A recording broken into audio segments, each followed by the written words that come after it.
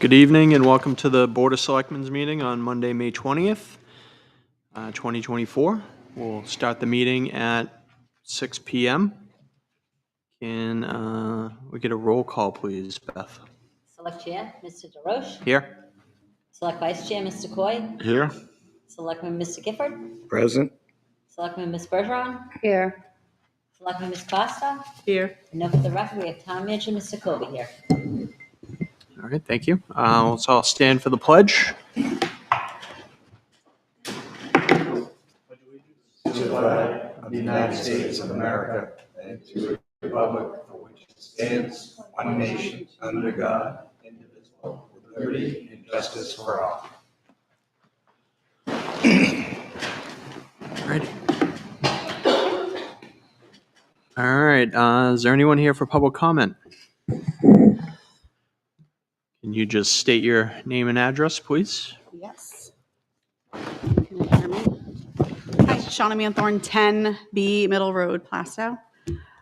Good evening, everybody. I'm wearing two hats today. The first hat for public comment is that I am one of the 3 Timberlane Regional School Board reps from Plastow.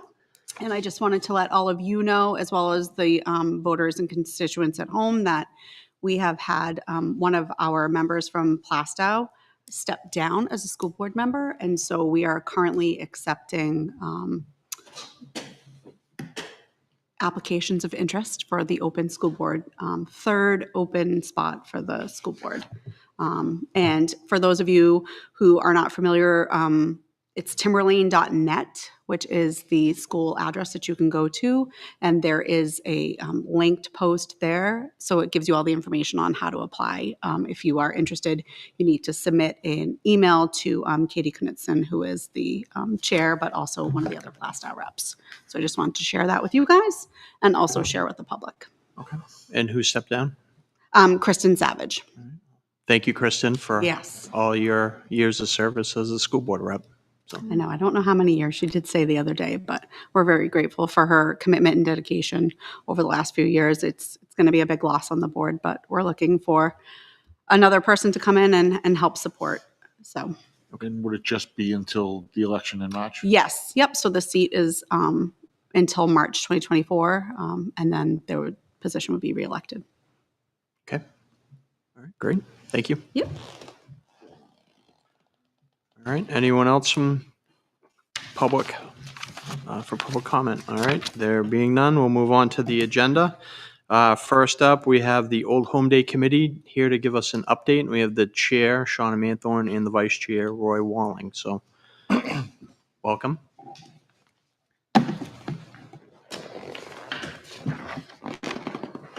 Hey. Hello again. Now I get to share this with you. Great. Evening. Good evening. What's going on? So we put together a slideshow just to have a verbal and visual conversation about all of the events and activities that are going to be going on for the 275th anniversary celebration.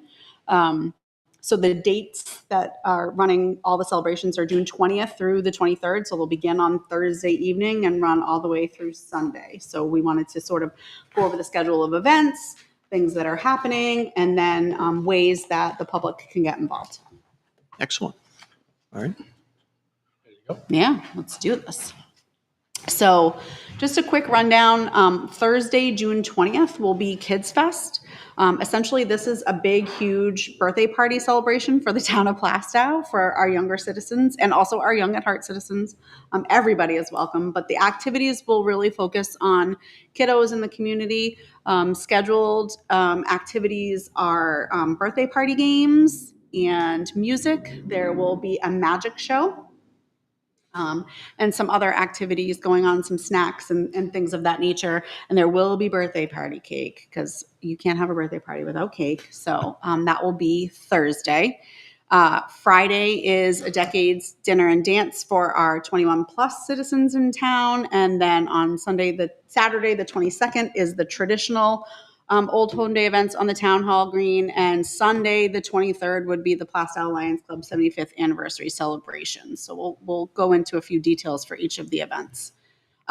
So like I said, the Kids Fest is actually going to be here on Town Hall Green from 5 to 7. It is rain or shine. There will be tents available and things. So we do want folks to come out.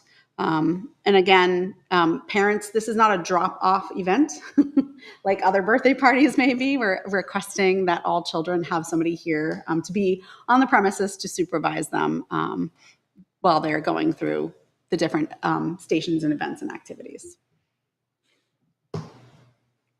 And then on Friday, June 21st, we'll be having a Decades Dinner and Dance, which will be at the Plastow Fish and Game Club, beginning at 6 p.m., ending at 10. So this is an event for the 21 plus crowd. We're asking folks to dress in the attire of their favorite decade. We didn't want to limit it. We know in the 250th and the 225th celebrations in the past, there was dress from the 20s and the Roaring Decade and things of that nature. But we wanted to open it up to, there's all kinds of, different citizens living in town and have them pick their favorite decade and dress in that attire to come enjoy a night of music, food, and fun. We will have prizes for the best costumes and outfits from the decades. So we look forward to seeing folks dress up. That is not mandatory. You dress as you wish, but we would love to see folks get into the theme of the party. The dinner will be catered by PPC Kitchen and Bar, so our local establishment in Plastow. So we were happy to work and collaborate with them to have the event. And the ticket sales actually are live now online, so we'll be sharing out that link on the town website as well as the Plastow Old Home Day Facebook page. And so the ticket cost includes dinner and entertainment for the evening. It will be a cash bar, but water will be available. So then on Saturday, June 22nd, it will be what we're calling our traditional Old Home Day events right here on the Town Hall Green. So the activities begin at 9 a.m. and actually there's going to be an opening ceremony at 8:40 in the morning. We'll do the Pledge of Allegiance. We'll have the ecumenical prayer by Pastor Goodrow, as well as just a couple of quick announcements before the road race starts. 9 a.m. vendors and food will open on the Town Hall Green. We'll be having our games and contests, so games for kiddos and adults if they want to play too. There'll be music. We'll have a DJ and some live music performances as well from local talent. There will be a car show out in front of Town Hall. The First Baptist Church is joining the fun this year and doing an ice cream social. I believe the hours for the ice cream social are 12 to 2, but that information will be posted on the website and the Facebook page really soon. Our Plastow Historical Society Museum will be open during the time of 9 to 3 for the event. There will be our traditional parade at 2 o'clock. Fireworks at dusk, quote unquote, 9 p.m. at the high school. And this year we're having a muster, which I don't know, I'm going to turn that over to Roy in terms of explaining what that is. It's like fire department games where good example would be getting off of a cot, getting your full dress bunker gear on, running 25 yards, grabbing a hose, grabbing a dummy, something like that. It's just some of the activities that firefighters have to do, and it's kind of just a fun thing to not have to do it in a real emergency, but just competing with fellow firefighters and seeing who can be the fastest. So we're it'll be interesting. I know they're still working on some of the games that they're trying to put together. Yes, we're excited about that. Do you want to click to the next slide? Mm-hmm. So just to chat a little bit about some of the contests. So we are having our baby contest. The theme this year is Happy Birthday Plastow. So come in your cutest birthday themed attire for our little ones in the ages of birth through 1 through 2 years old, 2 through 3, 3 through 4, and 4 through 5. We're also having the beard contest, and this year it's actually going to be hosted by Rook's Barbershop, which is in Plastow, and the Early Bird Plaza. So we're really thrilled to bring them on board this year to collaborate with us to judge the beard contest. Registration begins at 9 a.m. for the contest underneath the gazebo. So it'll be like a little information booth station where you can come and sign up there on the clipboard. So we're not doing registration in advance. The The baby contest is at 10 a.m. The beard contest is at 12 p.m. In addition to that, I think it's on the next slide, actually. There we go. Yeah. I lied. Is the Plasto Historical Society is actually doing a fun passport contest and activity. Oh, I think it might be on the last slide, actually. Nope, that's okay. Which we'll chat about when we get to that slide, but the next slide's yours. And so on Sunday, the 23rd, so in conjunction with the 275th anniversary of Plasto Lions are celebrating their 75th anniversary this year. So we have a celebration open to the public. It'll be hosted on Terra Farms, Mr. Gifford's property, over at 148 Main Street. It's going to be kind of, old school Plasto games and games and festivities. Some of the things we're looking to do is have some fishing over there. Get the pond stocked so the kids can fish. We'll have some animals over there. Cornhole. We're doing axe throwing. We'll do tractor pulls. There'll be some food, burgers and dogs. We'll have a beer tent, and we'll have music. So it'll be a full day. It's noon to 5. So just the Lions. Just we've been here for 75 years. You can't do it without the townspeople, without their support. So it's just our way of kind of giving back and just having a good time with everyone in town. And the event, it's free, so just show up, hang out, and just enjoy being with some friends at Terra Farms for the day. That's really it. Really So that- popular local band, Bite the Bullet, So will be let's playing. Actually- we got to work. That's a work in We- progress. The last minute. Yeah, we actually had a conversation today, and he had some scheduling issues, so Oh, Earl's not going to be able to attend. We'll make it up in another venue, though. We'll bring an Aerosmith or something. deal, done. Let me call Steven. I'll text him right now. So, any questions on that? We'll go to the next, Yeah. So I just FAQs. wanted to answer a couple of frequently asked questions that we've been getting on the Facebook page and also to the Old Home Day email. So yes, the Historical Society will be open all day, and we really would love to see people get on down there to see the amazing things that they're doing over there. They're also hosting a passport contest. So you can find their booth when you arrive to the Town Hall Green, and they'll give you a set of instructions. Our vendors that will be on the green will be hosting questions for people to go to and hear the trivia question and then answer it. It will be related to Plasto historical history and information related to the town. And if you answer the question, you get a stamp in your passport. If you complete your passport and turn it in, that you could be eligible for a prize. So really cool contest that they're running, sort of runs the gamut of the day. A popular question that we keep getting asked about is the parade road closures. So the Main Street will be closed beginning at about 8:30, I think, right in front of Town Hall, as is typical for this particular event. But the additional side roads along Main Street up through the post office, those road closures will begin at 12:45. So for folks that are traveling or trying to get down here, they're going to start to try and close the roads at 12:45 because the folks that are participating in the parade start lining up at 12:45. So along East and West Pine. In terms of parking, so there'll be parking available at the church and Pollard School, as well as some overflow parking at Highway Garage. So there will be signs out for folks when they arrive to this central location that will tell them where parking is available. And there is handicap accessible parking right here along Elm Street that will be roped off, and it will be monitored during the day for folks that need to know where to go to be directed in that direction. In terms of vendors, we are still accepting vendor applications. As of last week, we still had quite a few spots left, although I think we're dwindling down. So if you're still interested, now is the time to jump on the Old Home Day section of the Town of Plasto website and reserve your spot. And in terms of volunteers, we are still looking for volunteers for all of the events on Thursday at Kids Fest to help us supervise a game, make sure everybody gets a chance to play. We're looking for help to set up at the Fish and Game Club on Friday afternoon so we can decorate for the hall for the dance, as well as staying a little bit after the end of the dance to help us clean up and put some things away.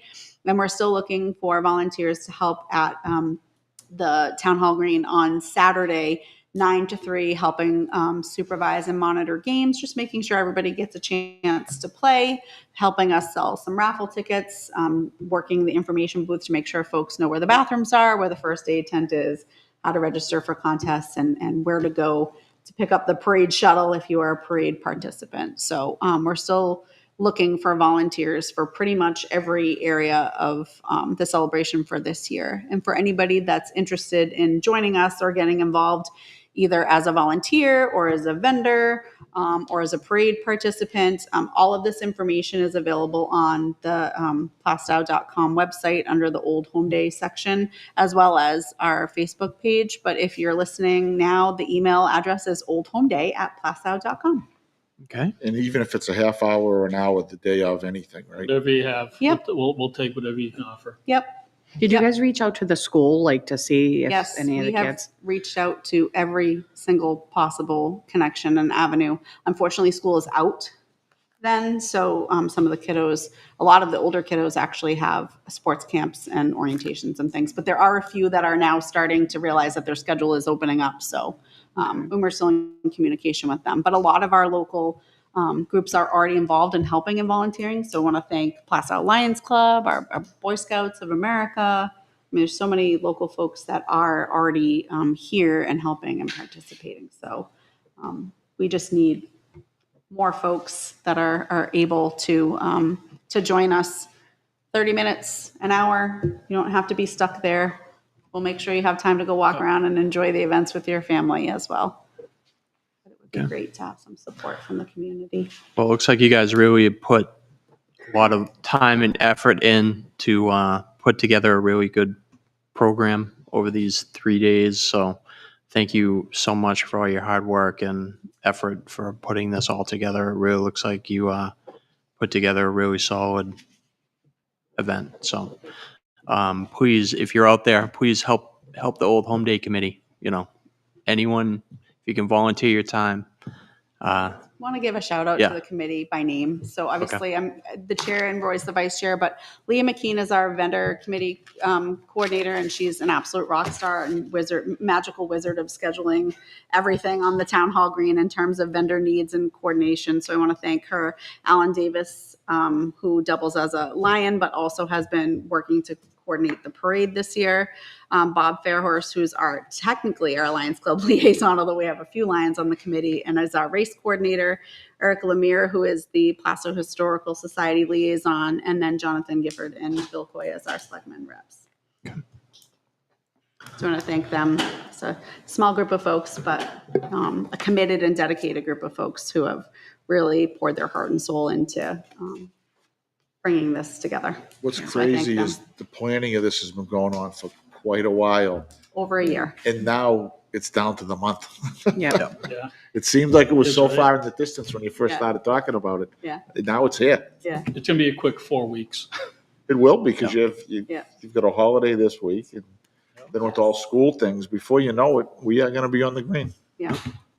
So just in terms of those deadlines, and we are a small group, so the deadline for parade participant registrations and vendors, that closes June 1st.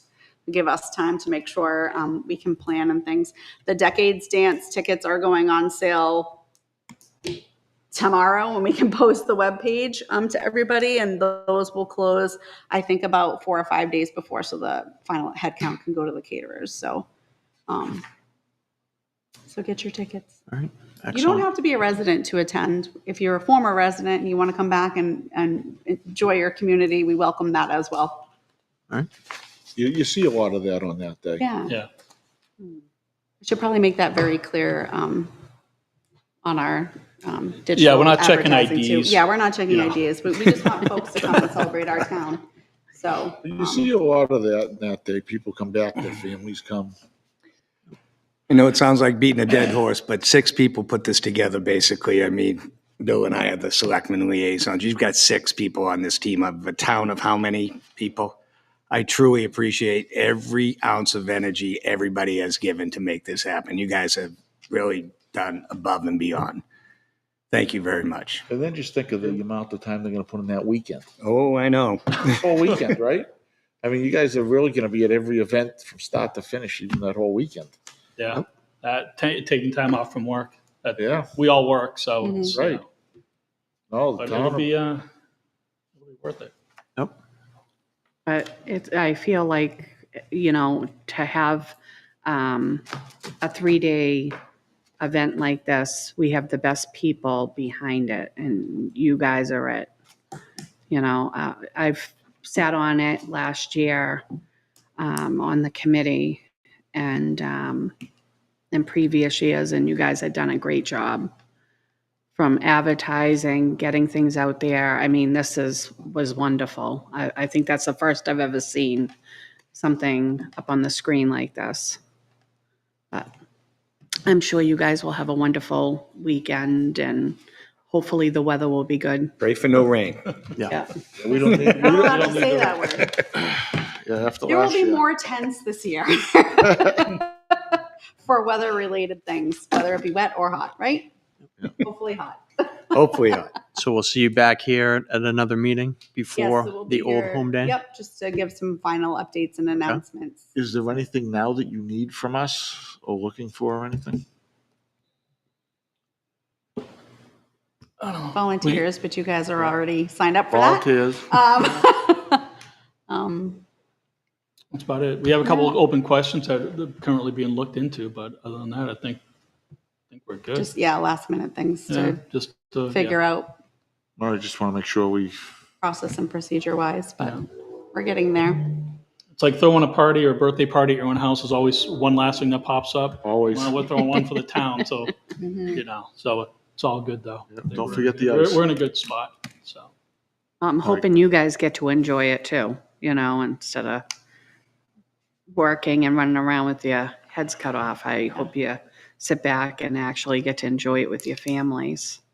Me too. Last year Make I some didn't eat. memories. Yeah, that doesn't really happen for I that was crew. so busy, I forgot to eat, even though it was raining, which is kind of funny. But yeah, that's why it would be really great to have some volunteers so we can maybe spend 30 or 40 minutes with our family. yeah, and like you said, it's only a half hour or an hour that day. That's all it is. Just monitor a game for a half hour. Mhm. If you get 20 people, just a half hour each. That's not much to ask for, so help them out. I think we should put it on the sign board out here too. Yep. Volunteers needed for Old Home Day. We've had a lot of folks reach out already, which we're very, very grateful for. Yeah. And we appreciate them. But some of them have volunteered to work all day, which is great. Yeah. But we'd like them to enjoy the events too. So it would be Yeah, nice if other It's people not fair could. for them to work full Yeah. day. Yeah, just anything, just. Think we can make that happen, Greg? Something on the sign out front? I'm sure we can. Okay. Yeah, that would be great.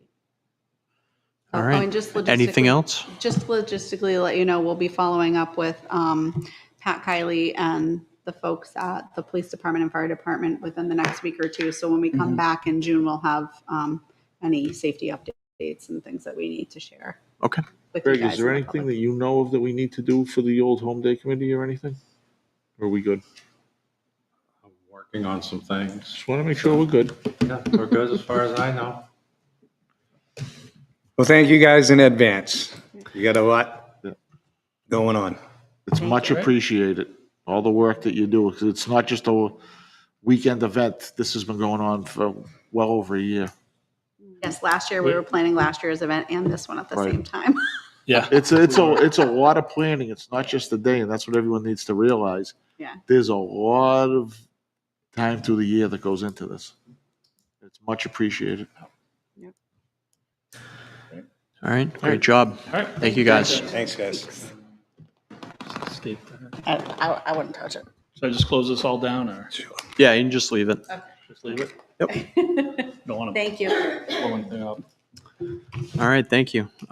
So next on the agenda, as a board, we discussed having the department heads come in once a month and To kick that off, we've asked Recreation to come in because it's the season of recreation. Lots of things going on. So we've asked Recreation Director Jen Gusso to come in and give us an update in the ongoings of recreation. So Well, hello. welcome. This chair's very low. Okay. How are you doing? Good. How are you? Not too bad. All right. So, recreation is very busy right now. Yes. This week we have our senior health fair coming up with Elder Affairs Committee. So that'll be on May 22nd from 10 to 3 over at the fishing game. They're nice enough to donate the room to the Elder Affairs Committee. They have over 20 vendors coming in to talk about wellness and different safety aspects that they might not know about. New Hampshire 911 is going to be there to register them into their system, so that's exciting. And then you'll have the Alzheimer's and Cancer Society and the Coalition for the Deaf. All those types of services will be there. And then they'll also have presentations every 30 minutes for folks to sit and have a quick seminar. So that's going to Excellent. be an exciting day. That's awesome. Vic Gary will be there too, talking about all their services. So I'll be there making crafts with the seniors. There's also a raffle. Oh, yes. So each person as they enter, they're going to get a ticket and they got to go around to at least 10 booths and have a conversation with the vendor, and they'll get their ticket initialed and they'll put it in for a raffle, and it's a $150 prize of wellness items Oh, nice. geared towards seniors. So that's exciting. Very good. Baseball is in full swing. The parks are busy. They look beautiful. The parks look gorgeous between Grover Landscaping and Mission Turf, who takes care of the ball fields. They look amazing this year.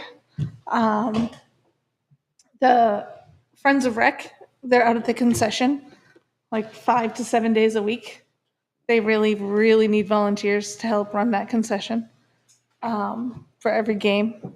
Volunteers is the key word all over the place. Yeah. We need volunteers. I was there selling hot dogs last week, and it's every field was packed, Every and field. there's 4 games going on, and it's busy. Yes. There's lots of cars, lots of people. I'll be over there It's really Wednesday. kind of fun to see everything. Which So is good. That's what we envisioned when we opened Yeah. that park back Yeah. up in '08. And then it's nice to see too, we put that new softball field and that's getting used. Yes, that is heavily used. Right. So Yes. it's great to see. Yep. And it's great to see those programs too. The numbers are way up too. yes, This is one of the largest years in the past 10 or 12 Yeah. for Plastow Yeah, baseball. which is We awesome. have over 180 kids from Plastow playing Wow. ball on those fields Yeah. between Park and Ingalls Terrace and Pollard School.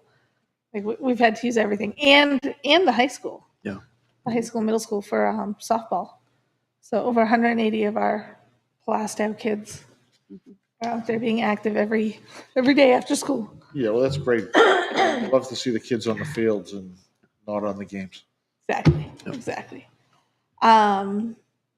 Spring is a very busy time with, maintenance and just bringing everything back to life from winter.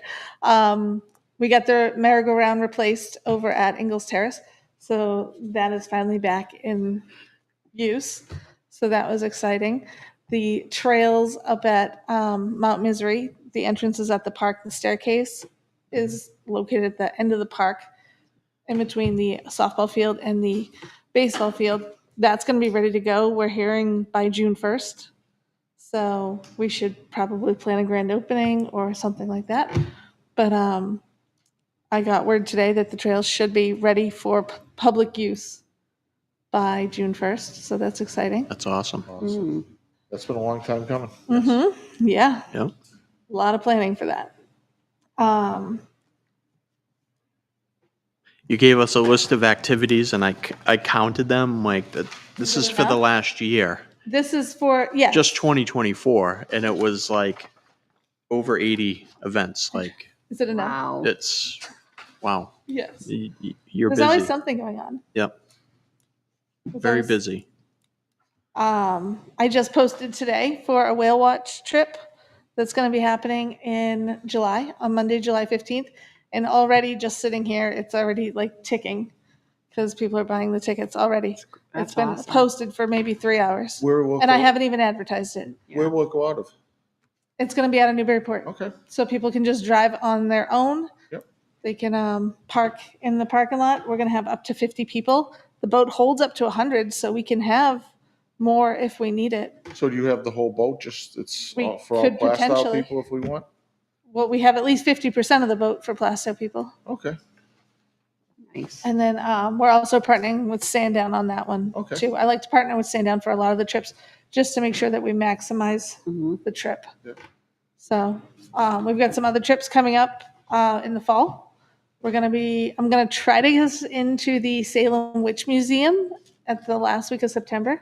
Then we have a fall foliage trip, which we're planning a riverboat cruise on the Charles River in Boston for the fall to see all the colors against the brownstone buildings. And then in December, we're hoping to do the Yankee Candle Factory in Mass. So that'll be fun. Well, what's nice is it looks like you're planning some different events too, to kind of keep, so you're keeping it fresh, so it's not always Yes. the same. Yes, and trying to get into not just senior trips, but family trips too. So the trip that'll go to Salem, Mass, is on a day that the school has a half day. So we'll plan it for like an afternoon trip, so that the kids can go to school in the morning. And then we've been doing a lot of the half day programming with Timberlane, so that's been helpful.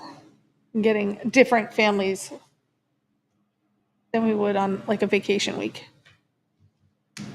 When does the summer concert series start?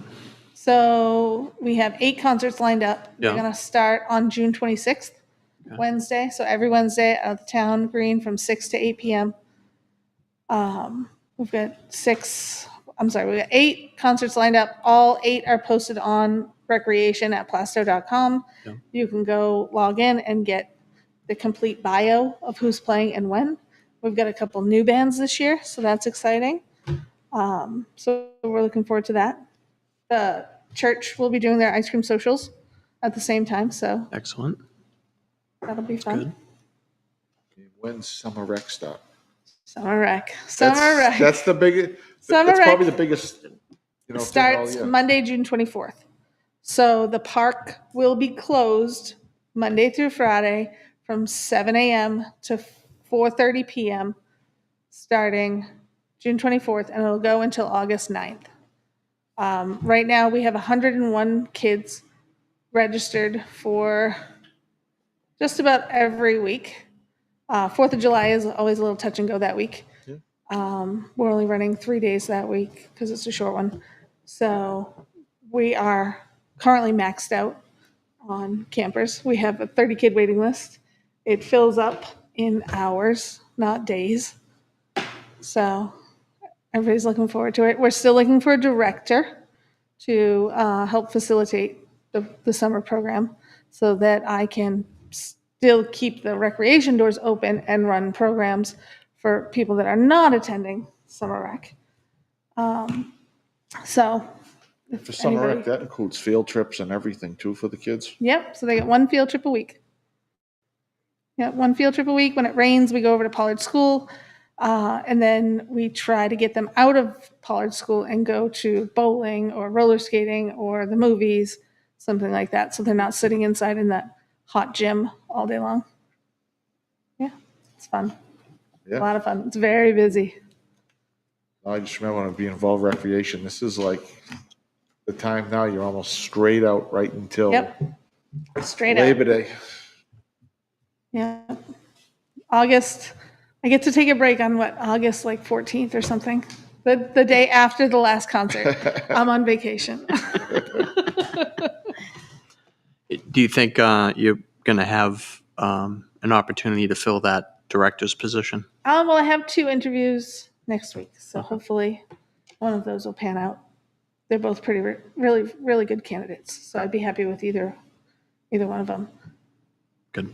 And we're running right on budget with summer rec, so that's a good thing. We raised the pay for the staff, and then we raised the pay for the campers, and nobody has said boo about Now, either. being either able of it. to raise the pay, was that able to get more kids, better kids that you had to choose from? For the first time in 5 years, I had a choice of who I could hire. We had so many applicants. So it did make a Well, that's difference good. then. Made a huge difference. I feel bad that I have to make this decision I've never had to make this decision Yeah. who I'm gonna keep. So now I'm in like a pickle. But it's a good problem to have. Good, I'm glad it worked out and we offset that cost by raising the price Yes. of the camp. Yes. A lot. We also have a very even staff level this year with boys versus girls as far as counselors go. Oh, that's good. Very, very even. When it comes to returning counselors and new counselors, it's almost dead even that way too. So it'll be really good. We'll have a lot of opportunity to pair people up to, share the culture of camp and how we want it to be and how it always has been and keep it going. So that's important too. And hopefully retain a lot of the staff for next year. Yeah. And are you still looking for commission members for recreation? So commission, yes, we're always looking for commission members. We could use a few alternates. We did just bring on 3 new members last month, so that's exciting.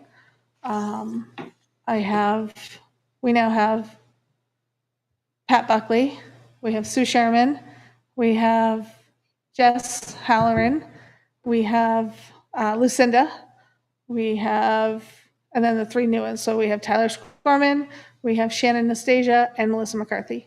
And then we have John Sherman as an alternate, and we would like some more alternates. So we're hoping that people will come out and volunteer. Yeah, it's a good place to start. It's all about the volunteers. For everyone out there, if you're thinking of volunteering, it's a good place to start volunteering. It really is. I mean, you can really be involved in different activities in the town, especially if you have some ideas of things you'd like to see happen. Yeah. Elder It's Affairs. a lot of fun. It certainly is. It's a lot of I fun. did it for many years. Yep, I know. Elder Affairs, it seems that people are jumping on to start volunteering for Elder Affairs. We saw a couple new faces at our last meeting, so that's exciting. After they have the health fair this week, the next thing they'll be planning is their senior summer cookout, which will be right here on the green on July 9th. So that'll be fun, as long as it doesn't rain. So July 9th out on the town green. We have a local resident that's going to come out and sing named Jay Daggett. And then I'll be bringing Kona Ice to let the folks get some Kona Ice. And we'll have burgers and dogs, and hopefully we'll get the Lions Club on board to grill it all up for them. So it'll be fun. When in doubt, the Lions are always there to help. That's right. Everybody knows the lion. All right. Anything else you want to talk about, Jen? So I would love to talk about what I need, what I could use, some maintenance and upkeep that just needs to happen. Yeah. The basketball court over at Ingalls Terrace is in really bad shape. We really need to fill in those cracks and resurface. Or I'm not sure if we need an engineer to go out there and figure out the ground and why it keeps heaving and the frost heaves in the water table and how we can better build that court. The kids at Summer Rec are desperately seeking basketball over at the park. They would love a new court over at the park. I'm not sure how that would even happen or where we could put it that it wouldn't get ruined by the water. We have a lot of water issues in this town that we can't prevent. And then the parking lot at the park needs to be seal coated or I don't think it needs to be repaved. I think it just needs to be seal coated and relined because there's a lot of little spider cracks. And if one of those little pieces of gravel pop up, we're going to have the same problem that we have over at the basketball court. So, things to think about for recreation. Okay. And I know a couple weeks ago you guys were talking about signboards. If Greg gets his new signboard, I would like his old one at the annex, please. That'd be a really nice way to advertise over there too, That's a good idea. instead of, if that's possible. So, Everybody's getting signboards across the, well, without the newspaper, we all need signboards now, right? yeah. So, The chief wants one too. I knew that was coming. see, we all want signboards. All right, do you have any questions for me? I don't. I don't. Anyone else?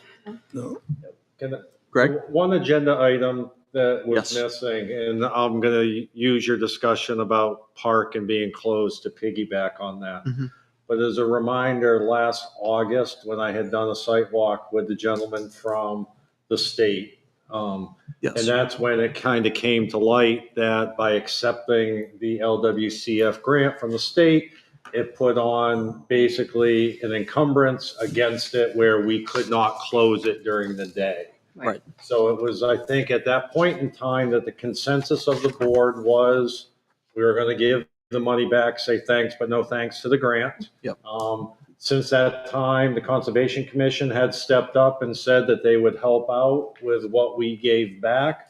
But I had a phone call with him and a follow-up email late Thursday and Friday, and he asked for the board to take a formal vote to basically affirm that the town is giving the grant back so that they can close out their records. Right. So we took a formal consensus back in February or Back in August. August. Yeah. So we just need to make an official vote. Make it official. And, not for nothing, in talking with him, he went back to his, people within the department, and they looked at everything within the grant to see if there was any way whatsoever that we could do that. And they just Yeah. felt that it really wasn't possible. It wasn't possible. Okay. Because I know with the grant, they basically almost take over the fields and everything else is what it would have been. And all summer rec. Right. Well, that's it. It affects Right. summer rec and everything else. That's, And then we were lucky that conservation stepped up and gave us the generous offer Yeah. that basically replaced not taking the grant. So thank you to conservation for that. Absolutely. so yeah, so there's a motion and, just to piggyback on that. So we'll do that after we relieve Jen, if anyone has any other questions for Jen. No, All all right. exciting. Thank you very things. much for your update and appreciate your time. So thank you. Thank you. Good night. Thank Good night. So if anyone, we do have a draft motion for terminating the grant. So if anyone would like to make that motion, We got it in our packet. I'll make Our a packet. motion to terminate the grant with the state of New Hampshire specific to the LWCF program for the construction of the trails from the park to Mount Misery. This is due to programmatic encumbrances being placed in the town's property. And I will second that. all right, motion by John, second by Liz. Any discussion? I think it's the right thing to do. Okay. And all those in favor? Aye. Aye. Opposed? Abstain? Motion carries 500. All right, so that's done. And then next up, we have Chief Knudsen here for the fire engine project update. Welcome, sir. Welcome. I have additional good news that was released earlier in the year that we got some finalization this last week for. For the ones that's not been keeping up, have not heard what this fire truck project is, I'll give you a little bit of a history. Back in 2015, Volkswagen got caught purposely changing things on their vehicles that they were selling that the EPA deemed was not good for the environment, lack of better words. And they got hit with a $15 billion fine. Okay. Out of that $15 billion settlement, each state got a pretty good portion of that. Not all the $15 billion got put out to the states. It was for other mitigation purposes, but each state was awarded different amounts. The state of New Hampshire was awarded $31 million, what they call the Volkswagen Hazard Mitigation Trust program. Our governor put it in action, and I think they started awarding out funds around 2021 for that. The end of last summer, July-ish or so, our town manager came across this grant. This was a grant that I was not aware of that was out there. Greg Colby came across this grant and emailed it to me, and some simple words say, hey, take a look at this. So I immediately took a look at it. I signed up for a webinar, which was actually, I think, the next day. Sat through their webinar, asked if a fire engine would qualify for a potential proposal, what they're calling proposals for grant funding.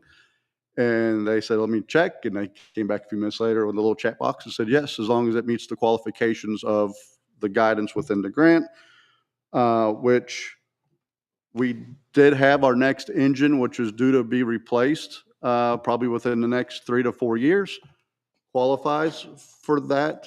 So I authored a proposal to go to the state to replace that fire engine using this hazard mitigation funds, which pays for 80% of the project. January of this year, we were notified that it had made it through everything. And if you remember, you all approved for us to move forward with the grant if the governor and council approved it.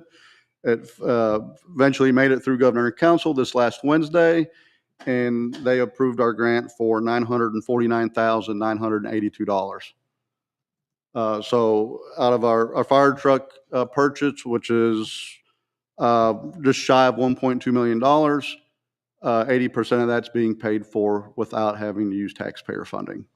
So almost $1 million was been awarded to this town for that project. That's excellent. So this is a great example of us working in synergy, which if you see my Facebook post, I mean that. It wasn't just one person. It was a group of individuals working together, starting with the town manager, taking note of, hey, this might be a good opportunity, and sending it out to see what we could get. Our state rep, Bob Hart, helped with this as well. Obviously, the Board of Selectmen, you all have always supporting our missions and understand what we need to do to deliver a good public safety service to this community. And then obviously the New Hampshire Department of Environmental Services, appreciate them giving us this opportunity. And then obviously our executive council rep, Janet Stevens, for approving it. It took her final approval for us to get that. So a lot of people working together, a lot of people to thank for this. At the end of the day, the town of Plastow taxpayers just got $1 million. Yeah. Nice. So Very good. Great job. Mm. Great job. Is there a timeline when the money has to be used by? there is a timeline in there. We've already talked with the grant coordinator, which is Vanessa Partington. It's within the paperwork. When we put the proposal out, that's the other thing that's kind of made replacing fire apparatus difficult. Prior to COVID, you had a pretty clean timeline, I should say, not deadline, but a timeline. If you ordered a fire engine, you would look at about 9 months from the time that you ordered it until the time you took delivery of it, which makes budgeting pretty easy. You put money back or however it is you're budgeting for that, you could order it now and you're going to get it 9 months later. Today's world, after COVID, when this project started, we were at 40 months from the time we ordered the engine until the time we get it. So when I say we had an engine that's coming due to be replaced in 3 to 4 years from now, it will be 3 to 4 years before we get this engine that we order, once all the paperwork is signed and it actually gets in the queue line. So it has definitely made it for department heads in the fire service. It's made it very hard for us to try to replace fire apparatus in a timely manner now because you don't need the money the year that you want to order it and you're going to get it that year. You have to start ordering this equipment 3-4 years before you need it. Same with an ambulance, for example. If you order an ambulance today, you're looking at probably 24 to 36 months before you get an ambulance. So you're probably looking to think about ordering this like fairly quickly. Correct. Yeah. So all the stuff had to be done on the front end for the grant guidance. So, we've already vetted everything. Our vendor is currently typing up the contract that you've empowered the town manager to sign once he has that. So he's supposed to have that for me no later than this week so we could get it ordered. And then the rest of the money we must have in the CIP. Capital. Yep. It was along with the grant, when we had the public hearing, the transfer for the difference was approved by the board. Right, so we have it. I just want to make sure everybody realizes that, Yes, that we've got that money set aside. that is correct. Yeah. So it's exciting, but don't get too excited because it's going to probably be 3.5 years before you see it. Yeah. But we needed to, this was actually a blessing because we really can't wait 3 to 4 years with that engine that we have and then order it. And then it's another 3 to 4 years before it comes in. And then as we found out with the ladder truck. Yeah. We had it on order and then luckily it was only 3 months or whatever it is, we had to go without one. Right. So that's the thing when you try to make emergency vehicles last too long.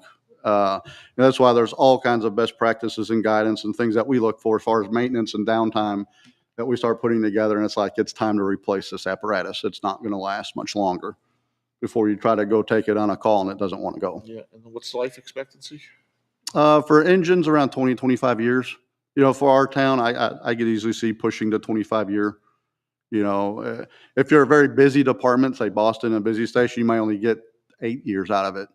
But for us, I could see us getting 25 years out of it. Yeah, so when you really look at the win that this grant was, it basically takes care of this engine for 25 years. Yeah. So, All right. Thank you. Great Thank you job. very much. Great job. Truly appreciate it. Any other questions regarding the engine? Okay. I guess while we have you, would you like to give us an update on the incident that occurred on Friday? So Friday, our ambulance was transporting a cardiac patient to Lawrence General Hospital. Unfortunately, right before you get off 495 southbound to the exit for Lawrence General, which I think that's exit 103, maybe 102, right around there. They were in a minor collision. I think some people like to embellish it on Facebook and make it sound like it was this terrible thing. It was a collision that was about 10 miles per hour, which caused some bumper damage to our ambulance and obviously the rear end of a car that was in front. Our drivers and operators of all of our equipment, including the ambulance, go through extensive driving training. The state RSA statute is very clear, and I understand it as an operator that they must drive with due regard to the safety of others. The operator was driving with due regard to the safety of others, so that's why the impact was only at 10 miles an hour. So if you could think of you're on the interstate and you have an accident only at 10 miles an hour, they did an excellent job evading what happened. I'm still looking for all the facts that come in of what created the event, but it was out of their control. They did not create the event that happened. They were just part of the event. So I'm waiting to get that to come in. But I can tell you that the driver did an excellent job driving with due regard, and also glad to report that there was no injuries to any of our staff. The patient continued getting care with our paramedics, and they were transferred to another ambulance. It's a very, I don't want to say it's routine, but it's what happens. You're in a crash, another ambulance comes. Our paramedic stayed with that patient all the way to the delivery at LGH. I actually went there and talked to the patient. She was fine. She was sorry that happened, and I was like, "This is not your fault. Don't worry about it." But she was getting the care she needed. We do really appreciate the people that reached out first to see if our staff was okay before making accusations of what happened. Well, that's the main thing. Everybody is okay. Yeah. Even the patient that was being transported sounds. It was okay. Yeah, there's all kinds of safety things that go into play. So I I'll get in as much as you want to about different things, but there was a lot of statements that were made that were totally false narratives. Totally false narratives. So as far as the damage to the ambulance, minor damage? Minor damage, ambulance is still in service. Okay. It actually went today to the shop for them to look at it, to get the parts ordered for it. It came back, it was gone for like an hour and a half today. It probably wasn't back in town from that call 20 minutes before it ran another call. That was the first call of 7 that night. So we were fairly busy with transporting and running calls. So it's, other than some cosmetic damage to the bumper and a grill in the front, some other little minor stuff, nothing is showing. At least right now, nothing is popping out to anybody that says there's anything significantly wrong with it. And So- one thing for everyone to realize too, when you're transporting someone, that doesn't mean there's not an ambulance in town. So yeah, I think that's great. From other information that goes out there, we have 2 ambulances and we have staffing for both. It's when all this was proposed and we started into this, why we needed to hire some more people. So we would have staffing for both ambulances, because there's a lot of times we are transporting with both ambulances at the same time. So just because one ambulance has gone on a call doesn't mean the town doesn't have coverage. We could have 2 ambulances on a call, and we have mutual aid agreements with our surrounding mutual aid partners that we're immediately getting an ambulance started. It's practically automatic with the dispatcher. They know that if we don't have an ambulance available, they're automatically striking another town to send us an ambulance. So there's plans in place for that, and taking a patient to the appropriate hospital is not putting the town at risk. Taking a patient to not an appropriate hospital would put the town at risk. And I want to say that again. If we purposely take a patient to an emergency room, that emergency room that we know cannot handle that patient, that could put us at risk. Us taking a patient to the appropriate emergency room to get the definitive care that patient needs reduces our risk. And Mr. Colby, we have insurance, correct? That is correct. Just, We have the property Just wanna liability make sure. insurance, which is paid in full through Primex, that I believe we have $1,000 deductible that we will end up, paying. But other than that, liability will all be handled by the insurance company. and this isn't the first time the town has had to handle any type of accident with a town vehicle. That is correct. Police vehicles have been in accidents, highway vehicles have been in accidents. This isn't anything out of fire the chief's ordinary. car. It's an accident. It's an accident. Correct. It happens. Correct. So, kind of tied to this, some other information I just saw out there, which I'll be glad to talk about. Again, misinformation. How many of these patients are being transported from our freestanding ER to another hospital? I'd be glad to tell you that we've taken 0 patients from this freestanding ER to another hospital. They have their own ambulance service that does that. The only time that we would ever be involved in a transfer out of this ER is if it's life-threatening and their ambulance isn't available. So they have their own ambulance that takes care of that. We have not been over there one time to transport a patient from that ER to another facility. Give you an example. The other day, they had a pretty critical patient in there. The other day, they had a head bleed that was delivered by a personal vehicle that drove there, and the patient had a head bleed, and they were transported by their ambulance. It was not where we had to be involved in that. Right. So there's not an impact to this freestanding ER in our service. The convenient MD was mentioned. How many patients from convenient MD? 3. We've been to convenient MD 3 times. One of those patients was a town resident. Mhm. Okay. Clear Choice. We've been to Clear Choice 15 times for patients. 10 of those were town residents. Okay. That's out of 170 transports. We don't go to these facilities. That is not the reason we exist. Mhm. We exist for this community, and we far serve this community and our public, our residents, way more than we serve some of these other businesses that people think is the problem of stuff. Well, now that we're on that subject, So are you seeing an increase in the calls that are coming in for our service for the ambulance? It's been pretty steady. We're actually just a little bit less than we were last year in calls for service. Not much. We're kind of really close, but we're a little bit less than we were last year. So we've not had an increase of calls just because we have an ambulance now. The calls that we run, I'll tell you, are really sick patients. One of the aspects of what we do is called CQI, which is continuous quality improvement. So that's where someone looks at all of our transports, all of our patient interactions, and to make sure that our clinicians are doing everything that we should be doing for our patients, right? So one of our part-time employees that does that is a Boston Med Flight medic. He's a critical care medic for them. So he's looking at those.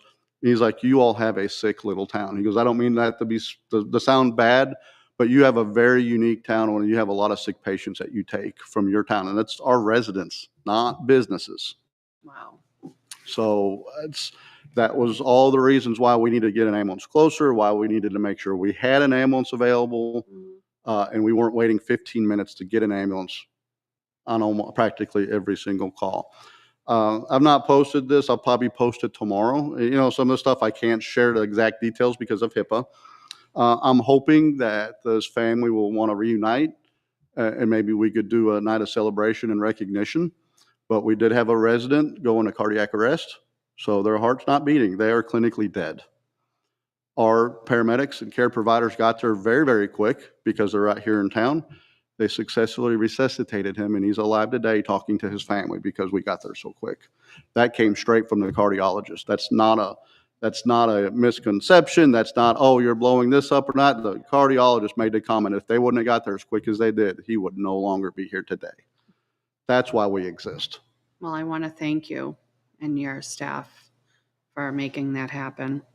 And I'm sure that family is very grateful to you guys.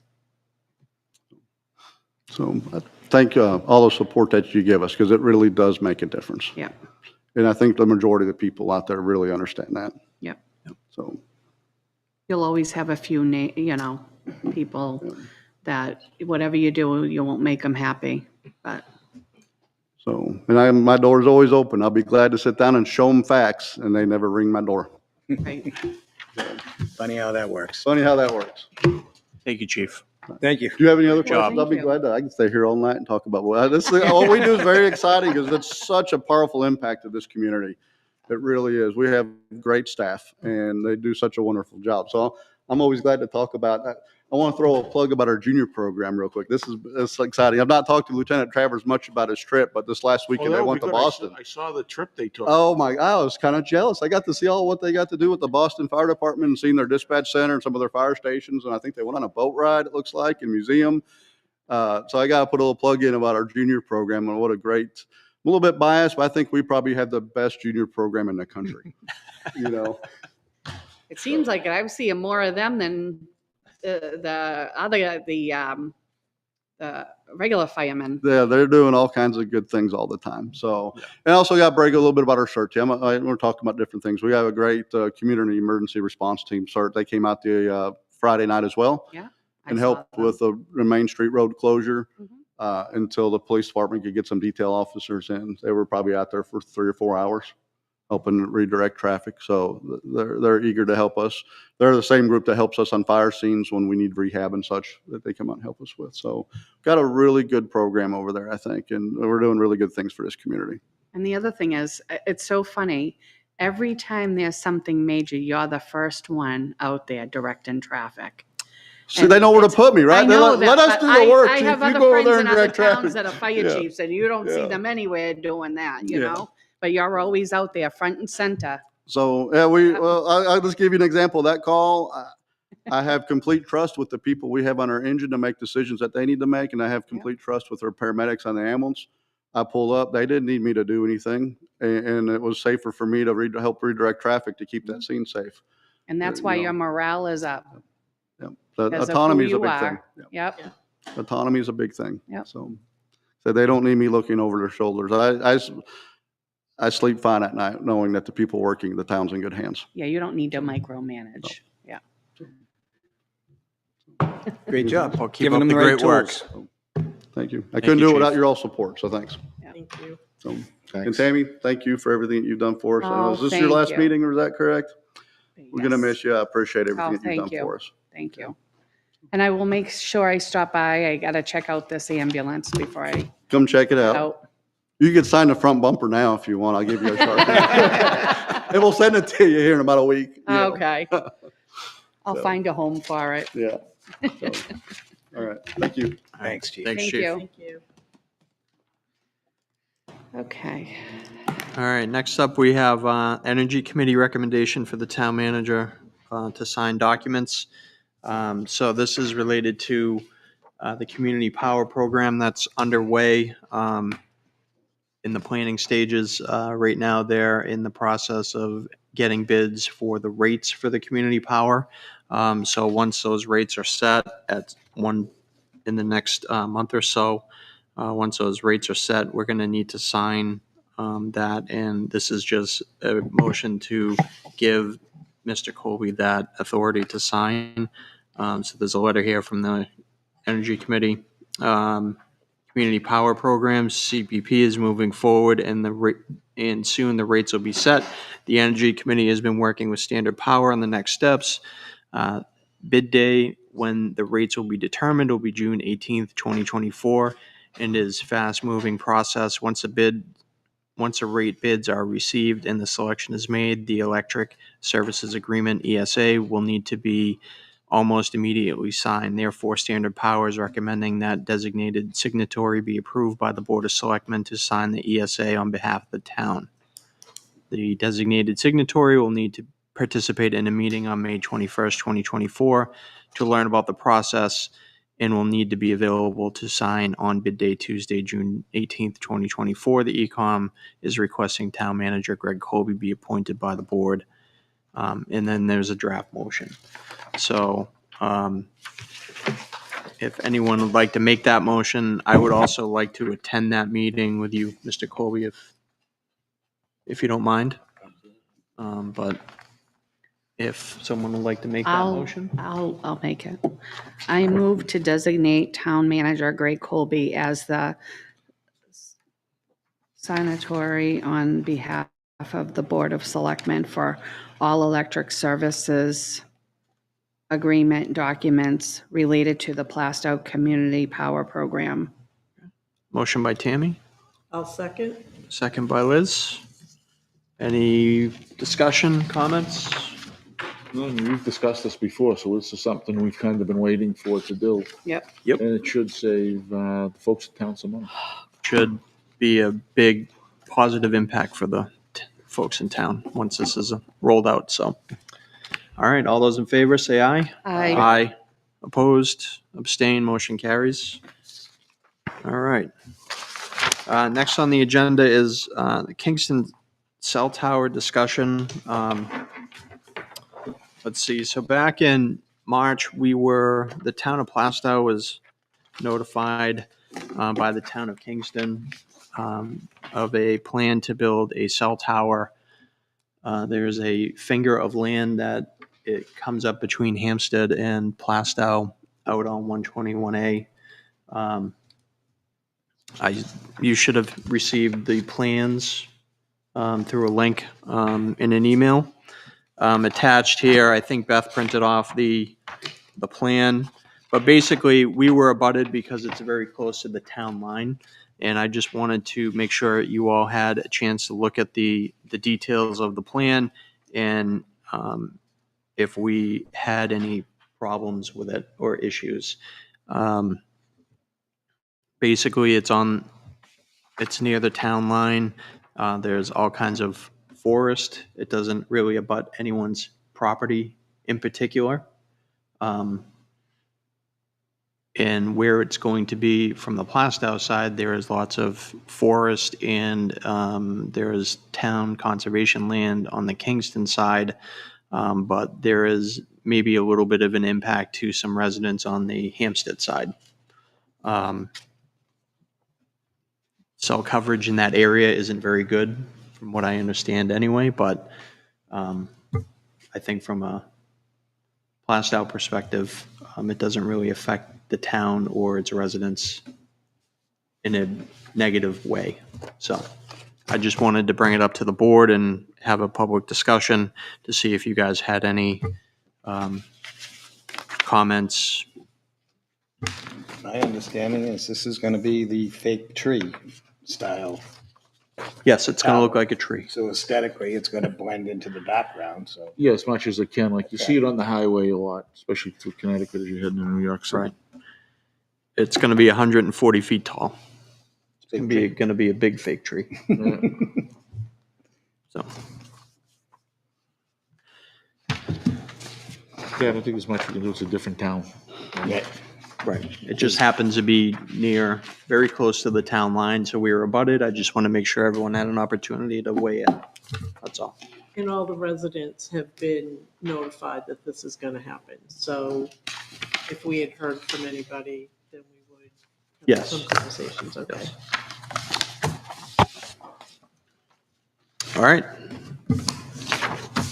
Moving on. Approval of non-public minutes.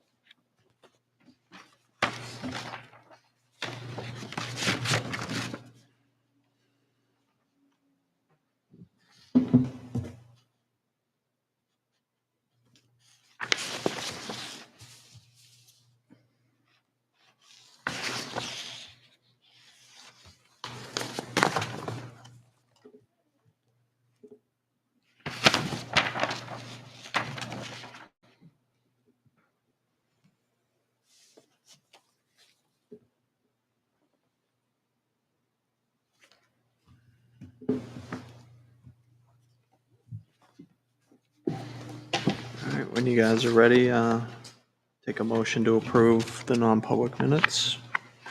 And I would think we want to keep those sealed.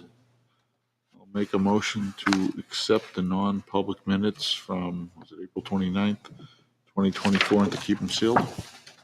I'll second it. All right, motion by Bill, second by Tammy.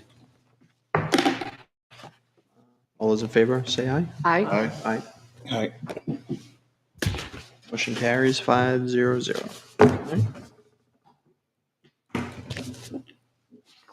All right, the consent agenda. That is the accounts payable manifest for May 2nd, 9th, 16th, and the 23rd. Draft minutes for April 29th. One solar energy tax system tax exemption application, one veteran tax credit, two elderly tax exemptions, and one 2023 abatement request application. Also, the application use for the town green gazebo for Old Home Day.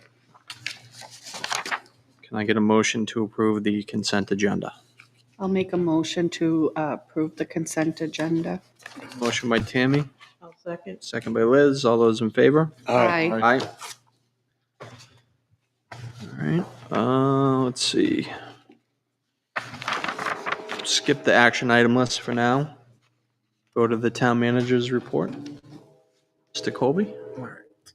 So, been a little busy as usual, but primarily over the last couple of weeks, we have finally finalized and have all signed copies of the police contract. So that is officially done, approved, and final between both sides, the board and the union.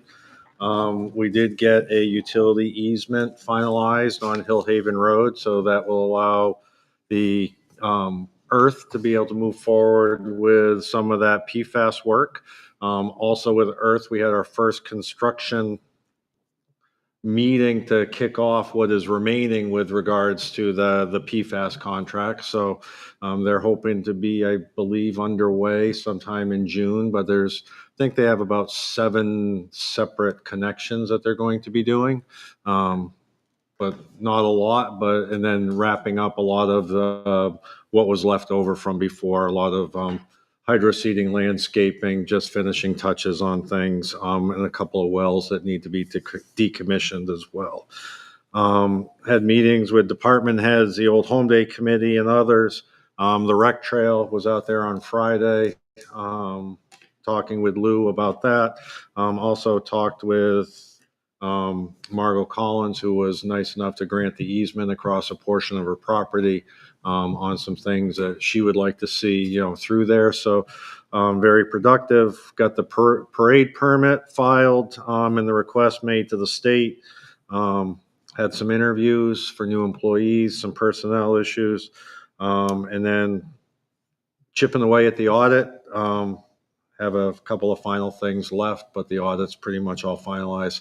Have a draft of the report in hand, working on cap reserve fund transfers and the like, which you saw in your folders. And then tax bills, we were able to get the tax bills out so that we can start working on our cash flow problem, if you will, which we run into every time in the month of May. So just a normal couple of weeks. Are we going to be okay cash flow wise? Absolutely. Okay. Yep. All right. Just got to be on top of it. So Are you throwing a couple bucks, Jay? Yeah. I'm sure you can go online and get your bill and pay your bill early. I can crack out my piggy bank. Yeah, I'll go pay my bill online Exactly. early. Early. All right. All right. Any other questions? questions for Mr. Quick Colby? update, but All right. Thank you for the update. We'll go to the selectmen's reports. We'll start with Mr. Gifford. Well, that's great because 2 of my reports were already handled. Yeah, here. no, you're all set. Jen was here for rec, so that's taken care of. We've got all the updates for rec.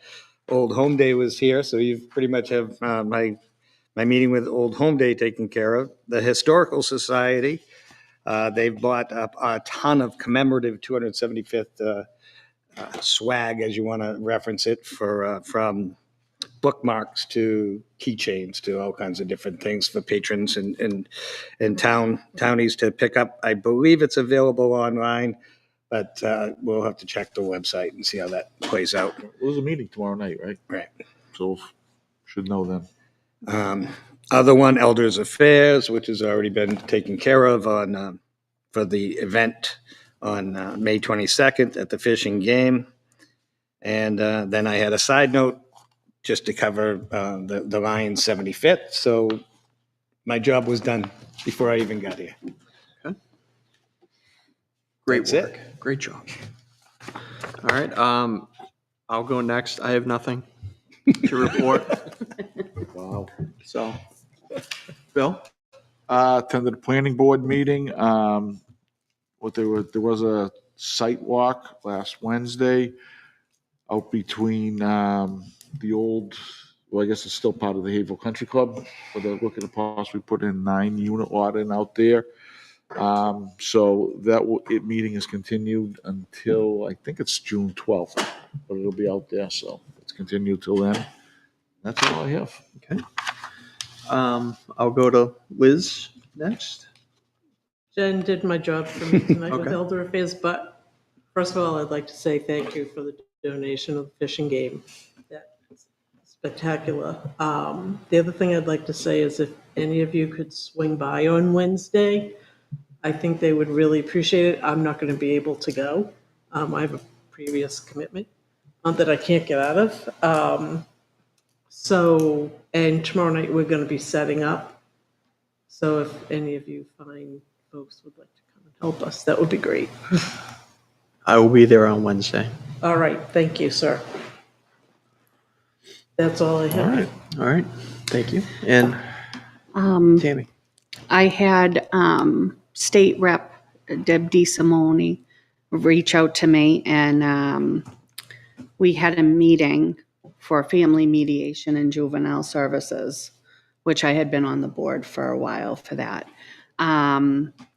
What we did was we ended up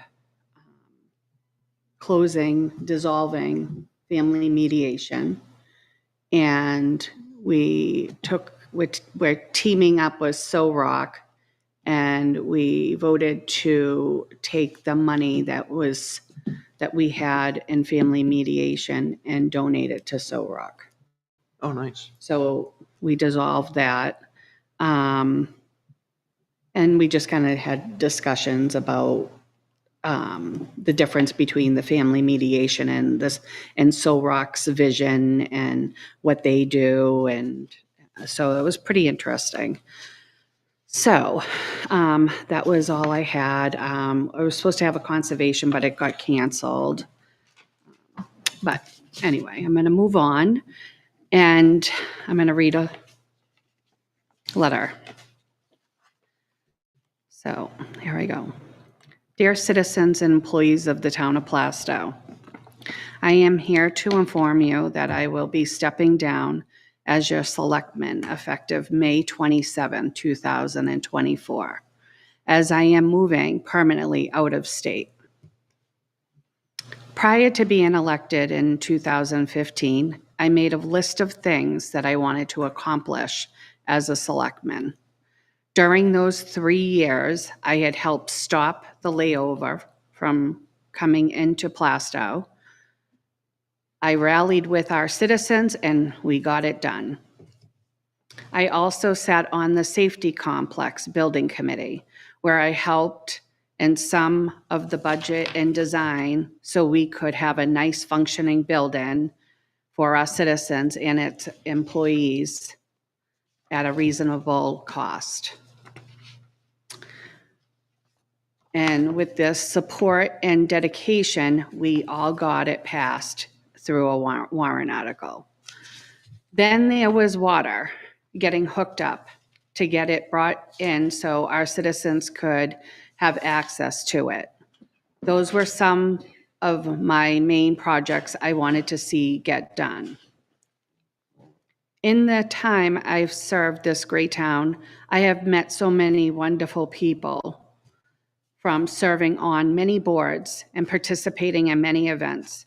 And I have to say, we truly have a wonderful town. Some of the boards that I had previously sat on and currently were Old Home Day, the Historical Society, Conservation Commission, Recreation, Family Mediation and Juvenile Services, the Safety Building Committee, the Cable Committee, Elder Affairs Committee, and I also was elected trustee of a trust fund and a supervisor of the checklist during my years in town. Today, I can honestly say I feel comfortable leaving this town in the good hands of its town manager, Greg Colby, and my fellow selectmen. We truly have a great board, and I have faith that you will get things done for the good of our town. I also want to thank all the citizens for believing in me, and I will never forget you and the support you all showed me when I lost my beloved John. And it brings me to tears knowing you were all so supportive during these hard times in my life. And I love you all. Sincerely, Tammy Bergeron. And I truly mean it, guys. Like, I don't think I could walk away honestly knowing that this town was not in good hands. Because as you know, in the past, it wasn't in good hands. And there was a lot of things that happened, and we have a wonderful department heads, we have wonderful employees, and I feel like this town is thriving. And it's the people in this town that represent these different boards and committees and volunteers and the employees that make this happen. So I thank you all. Thank you, Tammy. You're welcome. Yeah, thank you, Tammy, for all you've And done we- for the town. Thanks. We've got you a little something. Oh, We got you some flowers and a little present. To give. thank you guys. Thank you. Thanks. Thank you. Good luck with your Do you want me to open up my present? new trip. That's up to you. It depends on what's in here. I'd be scared. Watch out, it might jump. Let's see. Oh, something hard. Oh, I love that. That's so pretty. See it? That's beautiful. Yeah. Thank you. Welcome. Thank you so much. Do you have something to do with that, Beth? Maybe. Well, that doesn't look like something I would choose. What? That doesn't look like something I'd come up with. I don't know. Straight out of Bill's wheelhouse. That's it. Thank you. Well, Tammy, thank you for everything you've done for the town. I mean, Thank you. you were a selectman the first time around, and then Came came back. back again, and the town is definitely better off for And- having you serve. Thank you. And you know I wouldn't be leaving here if it wasn't for certain circumstances, but Right. Thank you, Tammy. thank you. Thank you. And that's it. That's all I have. All right. All right, so we'll go on to events. Coming up, we have the Senior Health Fair that will be held this Wednesday, May 22nd from 10 a.m. to 3 p.m. at the Fish and Game Club on Mary Ave. And then next Monday will be the Memorial Day Parade and Ceremony. That parade will start at 9 a.m. from Pollard School up to the cemetery on Elm Street, and then we will come back to the town hall for a short speaking ceremony. And then just things to watch out for in the future. Summer concert series starts June 26th.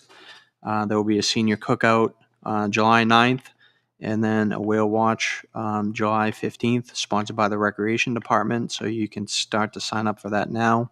And then there'll be a Fisher Cats baseball game trip on August 9th. So you can start to look out for that. And we'll go with other business. With this seat opening up, we'll post for the open seat, for Tammy's open seat, till next March. We'll post that tomorrow. For 30 days, we'll take letters of interest, right? We're going to take, we'll take letters of interest through June 13th. We'll June get it posted 13th. tomorrow through June 13th. Yep. And then if there's any interest in the like, we'll bring it to the selectmen's meeting on June 17th. On June 17th, okay. Yes. So I'd say we'll leave it open until Thursday, June 13th.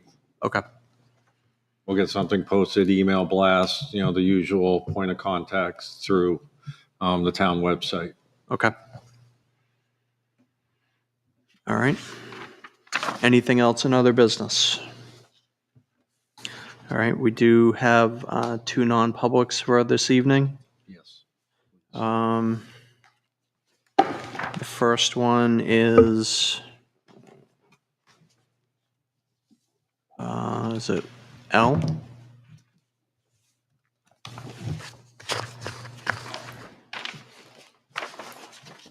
Greg? Which one's the first one on there? Legal? Yeah, legal? Yes. Okay.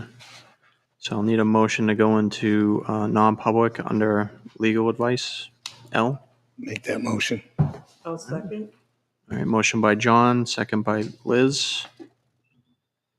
All right, all those in, you get a roll call. Go for it. Mr. DeRoche? Yes. Mr. Foy? Yes. Mr. Gifford? Yes. Ms. Bergeron? Yes. Ms. Costa? Yes. Okay. We will not be coming back in public, so have a good night and don't forget to come out for Memorial Day Parade. Thank you. Have a good night. Good night. Good night.